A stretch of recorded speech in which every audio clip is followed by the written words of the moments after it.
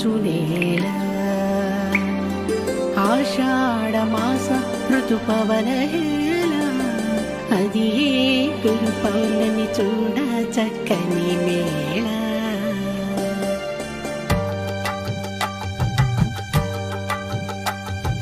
సింహాద్రి అప్పన్నకి దివ్య తేజో ముక్తికి శిరసాన